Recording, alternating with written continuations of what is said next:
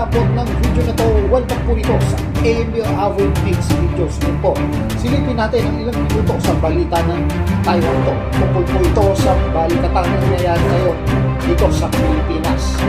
Mukhang nervyoso ata itong China.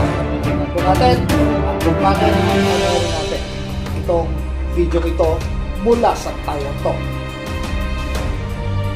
China has responded to the Philippines' biggest ever balikatan with drills of its own, both east of Luzon near Taiwan and in the Western Pacific, including the Liaoning aircraft carrier. This widely circulated satellite image in the South China Sea close to Hainan showing 14 vessels in its strike group. The PLA claims its response is, quote, based on the need of the security situation to safeguard national sovereignty and security as well as regional peace and stability. Beijing's Grabe, no? Nag-response agad yung China ng kanyang carrier strike group. So, nervyoso nga sila, no? Na mukhang tatawanan lang yan ng Pilipinas at ng iba pang bansa, 7 bansa yan nakasama natin dito ngayon sa ating ginagawang balikatan.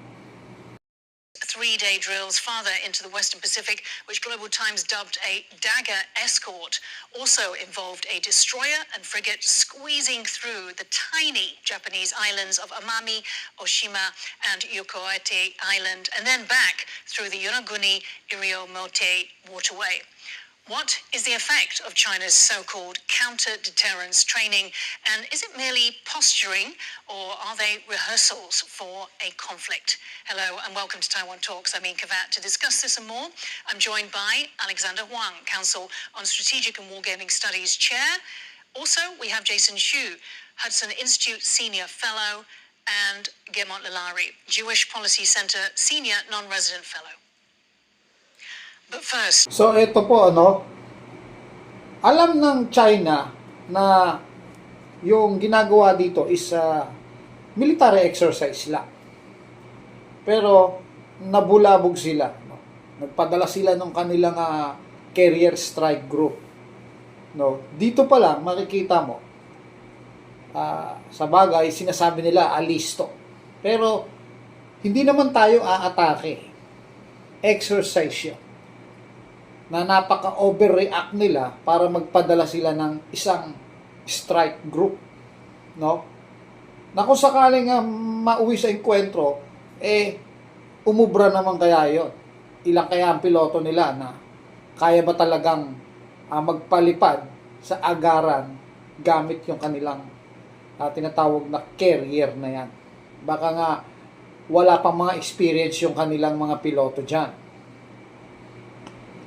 Tuloy natin ang balita. But first, on this show a few weeks ago, we raised the issue of a missile arc forming along the first island chain. Watch. This exercise demonstrates a significant leap in Allied firepower, integrating U.S. land-based Tomahawks with Philippine BrahMos missiles and Japanese anti-ship missiles. Our alliances are rapidly fielding advanced capabilities. We're adapting to the changing character of warfare, and we're driving towards information and decision superiority. The real value. So, yun po, gumamit to at palipad ho ng mga missiles. Itong mga participant ng exercise na to, military exercise, dito sa balikatan. Ang hindi ko lang alam, kung nagpalipad ba tayo ng BrahMos, ang mahal po ng missiles. No? Kasi may mga pinakitang missiles doon. No? Kung tayo ba ay nagpalipad din, para tayo nagpalipad ng 1 billion, parang ganyan yan, 1 billion ang presyo niya. I don't think, pero kung pwede naman siguro kung makukuha natin ibang maleta sa mga nakorap. So yun nga po, basta walang korupsyon, marami tayong missile na magagamit dito sa balikatan. Sige, tuloy po natin.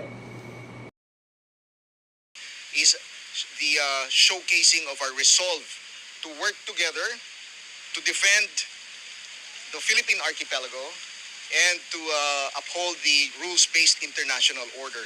This area is very important because, as we all know, Palawan is facing the West Philippine Sea, and it's just across the Calayan Island Group, which of course we are defending as our exclusive economic zone and where we get our resources, food, and energy resources. No? So it's really very important that we defend this territory of the Philippines.